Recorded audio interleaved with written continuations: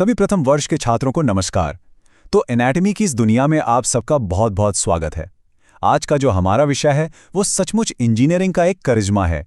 एक ऐसा चमत्कार जिसकी वजह से हम चल पाते हैं, दौड़ पाते हैं, अरे बस अपना हाथ भी हिला पाते हैं। जी हाँ, हम बात करने वाले हैं जोड़ों की शारीरिक रचना की। देखिए, यह विषय मेडिकल साइंस की बिल्कुल बुनियाद है, तो चलिए इसे अच्छे से समझते हैं। अच्छा, लेक्चर शुरू करने से पहले मैं चाहता हूं कि आप सब एक सवाल पर थोड़ा गौर करें। सोचिए, हमारा जो कंकाल है वो तो सख्त हड्डियों का बना है ना, एक मजबूत ढांचा। तो फिर सवाल ये उठता है कि हम इतनी आसानी से हिल-डुल कैसे लेते हैं, झुक कैसे पाते हैं, घूम कैसे पाते हैं। ये एक पहेली जैसा है ना, और इसी पहेली का जवाब आज के हमारे लेक्चर का मुख्य बिंदु है। तो इस पहेली का जवाब जानते हैं क्या है? बहुत ही सरल और शानदार जवाब है जोड़, जिसे हम आर्टिकुलेशन भी कहते हैं। जोड़ असल में बस वो जगह है, वो बिंदु है जहां दो या दो से ज्यादा हड्डियां आकर मिलती हैं। आप इसे कुदरत का एक बेहतरीन इंजीनियरिंग समाधान समझ सकते हैं, जो एक मजबूत ढांचे को भी गति और लचीलापन देता है। सोचकर देखिए, अगर ये जोड़ ना होते तो हम सब पत्थर के बुत बनकर रह जाते। ठीक है, तो अब हम ये तो समझ गए कि जोड़ क्या होते हैं। अब आगे बढ़ते हैं और देखते हैं कि इन्हें हम वर्गीकृत कैसे करते हैं। देखिए, जोड़ों को बांटने के दो मुख्य तरीके हैं। एक तो उनकी बनावट यानी संरचना के आधार पर, और दूसरा उनके काम यानी कार्य के आधार पर। और हाँ, एक बात पर सब लोग खास ध्यान देना, आपकी परीक्षाओं के नजरिए से जो संरचनात्मक वर्गीकरण है वो सबसे, मैं फिर कह रहा हूं, सबसे ज्यादा जरूरी है। तो जैसा मैंने कहा, वर्गीकरण के दो तरीके हैं, संरचनात्मक और कार्यात्मक। पर आज का हमारा ये व्याख्यान लगभग पूरी तरह से संरचनात्मक वर्गीकरण पर ही केंद्रित रहेगा। क्यों? क्योंकि आपके ज्यादातर परीक्षा के सवाल यहीं से पूछे जाएंगे। तो हमारा मकसद है कि इस विषय पर आपकी पकड़ एकदम मजबूत हो जाए। अब जरा इस स्लाइड पर ध्यान दीजिए, ये बहुत ही जरूरी है। ये तीनों संरचनात्मक प्रकारों का निचोड़ है। तो सबसे पहले है फाइब्रस जोड़। ये रेशेदार ऊतक से बहुत मजबूती से जुड़े होते हैं और ये हिल नहीं सकते, बिल्कुल अचल होते हैं। सबसे बढ़िया उदाहरण है हमारी खोपड़ी की हड्डियां। दूसरे नंबर पर आते हैं कार्टिलेजिनस जोड़। ये कार्टिलेज से जुड़े होते हैं और इनमें थोड़ी बहुत मामूली सी हरकत हो सकती है, जैसे कि प्यूबिक सिम्फिसिस। और अब तीसरा और सबसे जरूरी, साइनोवियल जोड़। इनके अंदर एक कैविटी होती है और ये पूरी तरह से आजादी से घूम सकते हैं। आपका घुटना इसका एक बेहतरीन उदाहरण है। तो आप देख रहे हैं, जैसी बनावट वैसी ही हरकत। मुझे मालूम है इतने सारे नाम याद रखना थोड़ा मुश्किल हो सकता है, तो इसके लिए मेरे पास एक छोटी सी ट्रिक है। बस 3 अक्षर याद रखिए, FCS। आप इसे याद रखने के लिए सोच सकते हैं, फॉर क्लिनिकल स्टूडेंट्स। F से फाइब्रस, C से कार्टिलेजिनस और S से साइनोवियल। यकीन मानिए, परीक्षा के समय ये छोटी सी ट्रिक बहुत काम आएगी। चलिए अब जरा साइनोवियल जोड़ों को और करीब से देखते हैं, इनके अंदर झांकते हैं। ये हमारे शरीर में सबसे ज्यादा पाए जाने वाले और सबसे जटिल जोड़े। इनका डिजाइन ही ऐसा है कि ये ज्यादा से ज्यादा हरकत कर सकें। जब भी आप दौड़ने, लिखने या किसी को अलविदा कहने के बारे में सोचते हैं, तो आप असल में अपने साइनोवियल जोड़ों को ही काम करते हुए महसूस कर रहे होते हैं। तो ऐसी क्या खास बात है एक साइनोवियल जोड़ में? असल में इसके कई जरूरी हिस्से होते हैं। सबसे पहले आर्टिक्यूलर कार्टिलेज। ये हड्डियों के सिरों पर एक चिकनी परत की तरह होता है। फिर आता है जॉइंट कैप्सूल, जो पूरे जोड़ को एक थैली की तरह ढक लेता है। इसी कैप्सूल के अंदर होती है साइनोवियल झिल्ली, जो एक खास तरल पदार्थ बनाती है, साइनोवियल द्रव।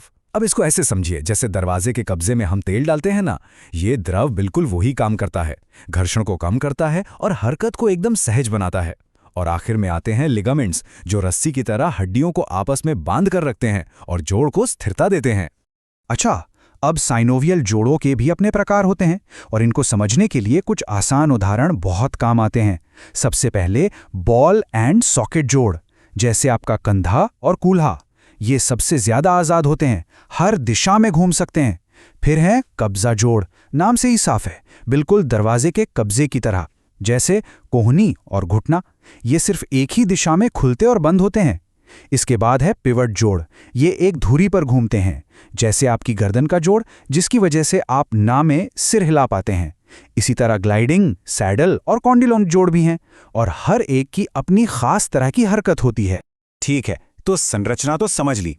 अब बात करते हैं उन हरकतों की जो ये जोड़ कर सकते हैं। आप समझिए, एनाटॉमी में हरकतों को बताने के लिए एक खास भाषा होती है, कुछ खास शब्द होते हैं और एक डॉक्टर के तौर पर इन शब्दों को जानना आपके लिए बेहद ज़रूरी है ताकि आप मरीज की तकलीफ को सही सही समझ और बता सकें। चलिए दो सबसे बुनियादी हरकतों से शुरू करते हैं, फ्लेक्शन और एक्सटेंशन। ये बहुत आसान है। अपनी कोहनी को मोड़िए। आपने क्या किया? आपने जोड़ के बीच का कोण कम कर दिया। इसे ही कहते हैं फ्लेक्शन। अब कोहनी को सीधा कीजिए। आपने कोण को बढ़ा दिया। यह है एक्सटेंशन। बस मोड़ना फ्लेक्शन है और सीधा करना एक्सटेंशन। अगला जोड़ा है एबडक्शन और एडक्शन। एबडक्शन का मतलब है शरीर के किसी हिस्से को शरीर के बीच की लाइन से दूर ले जाना, जैसे आप अपना हाथ बगल से ऊपर उठाते हैं। और एडक्शन ठीक इसका उल्टा है।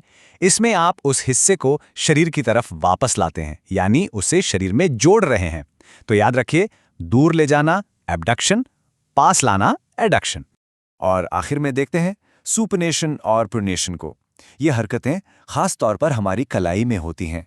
सुपनेशन तब होता है जब आप अपनी हथेली को ऊपर की तरफ रखते हैं, जैसे आप हाथ में सूप का कटोरा पकड़ने वाले हों। तो सूप से याद रखिए सुपनेशन। और प्रोनेशन इसका ठीक उल्टा है, जब आप हथेली को घुमाकर नीचे की तरफ कर देते हैं। तो हथेली ऊपर मतलब सुपनेशन और हथेली नीचे मतलब प्रोनेशन।